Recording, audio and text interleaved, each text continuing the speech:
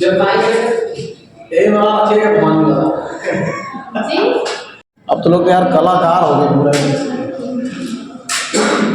चलिए देखिए अच्छा ए भवानी ये आएगा समझ बतियाओ जब ए वाला ठीक है मान लो जी देखिए क्या होता है कि जब परिपथ में क्या होगा प्रेरकत्व तो कैपिटल एल और धारता कैपिटल सी होता है। जब एलसी परिपथ होता है तब उसमें प्रतिबाधा कितनी होती है और उसमें आवृत्ति कितनी होती है, ठीक है ना। कालांतर तो पता है 180 का होता है, ठीक है, इसमें निकालने की आपको जरूरत नहीं है, दोनों में कालांतर 180 का होता है। ठीक, तो बताया कि हम लोग क्या करते हैं कैपिटल एल प्रेरकत्व और कैपिटल सी धारता का एक साधारण लेते हैं, दोनों को सड़ी करके जोड़ करके एक प्रत्यावर्ती धारा स्रोत v बराबर v0 sin ओमेगा t से जोड़ देते हैं, ठीक है। फिर क्या करते हैं इस दशा में जो प्रेरकत्व l के सिरों के बीच जो प्रेरित विभवांतर vl होता है वह धारा i से क्या होता है कला में 90 डिग्री पश्चगामी होता है, क्योंकि l प्रेरकत्व में क्या होता है इसमें देखिए अग्रगामी होगा, ठीक है, इसमें अग्रगामी, क्योंकि इसमें धारा क्या होती है पश्चगामी होती है, ठीक है, इसके लिए इसलिए वोल्टेज क्या हो जाएगा अग्रगामी, ठीक है। तो प्रेरकत्व l के सिरे में जो विभवांतर vl होगा धारा i से क्या हो जाएगा 90 डिग्री अग्रगामी, देखिए इसको ऊपर दिखाया गया है।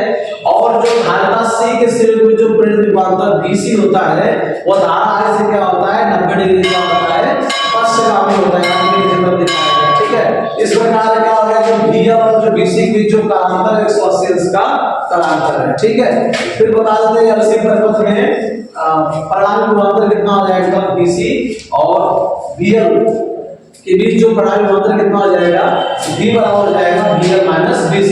हम लोग vl बराबर जानते हैं i xl होता है और vc बराबर क्या होता है i xc होता है। इसको यहां कर देंगे तो i xl i xc, i common कर देंगे क्या है xl xc हो जाएगा। तो यहां से v बटे i का भाग कर देंगे, ये देख रहे हैं जो प्रतिबाधा हम इसको अगर ओम का नियम लगाएंगे, अगर ओम का नियम लगाएंगे तो ओम का नियम क्या होता है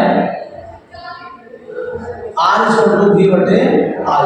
तो लोग देखेंगे क्या होगा पूरा R होगा। तो ये जो प्रतिरोध है ये क्या है पूरे परिपथ का प्रभावी प्रतिरोध है और ये किसके कारण है धारती प्रतिघात और प्रेरण प्रतिघात दोनों के कारण हो रहा है, इसलिए इसको प्रतिरोध ना होकर क्या करते हैं प्रतिबाधा करते हैं और इसको कैपिटल Z से दिखाते हैं, इसलिए क्या आ जाएगा परिपथ की प्रतिबाधा Z बराबर XL XC हो जाएगा, ठीक है। मान लेते हैं कि किसी दशा में क्या होता है XL क्या है XC के बराबर है, उस दशा में क्या आ जाएगा जो परिपथ की हम लोग मान लेते हैं दशा में क्या है XL क्या है XC के बराबर, तो परिपथ में जो Z हो जाएगा कितना हो जाएगा दीजिए XL बराबर कितना रखेंगे XC, यहाँ XC और XC पहले से यहाँ पर है तो ये कण कितना हो गया 0। जब भी परिपथ में XL XC के बराबर होता है प्रतिबाधा क्या होता है Z बराबर 0 होता है। इस दशा में क्या होता है जो धारा का आयाम होता है वो अनंत हो जाता है, ठीक है, जो धारा का आयाम होगा वो अनंत हो जाएगा और इस दशा में परिपथ कैसा हो जाएगा वैद्युत अनुनाद की स्थिति बन जाएगी, ठीक है।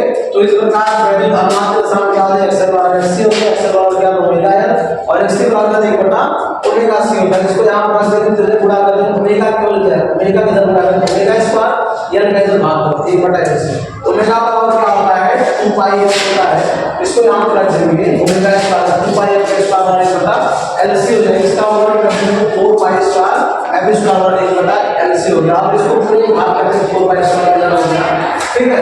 वर्गमूल में दिया पर 1 बटा 4 का वर्गमूल हो गया पाई स्क्वायर तो पाई और ये LC का घटाएंगे LC होता है, ठीक है।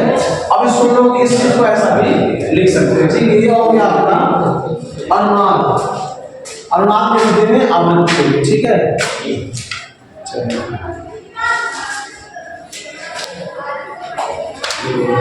कल जो टॉपिक पढ़ेंगे वो मोस्ट इंपोर्टेंट टॉपिक एलसीआर बहुत ज्यादा एग्जाम में आता है, उसको बनाइएगा तो उसको लिखिएगा मोस्ट इंपोर्टेंट, ठीक है, बोर्ड के लिए। और ये वाला भी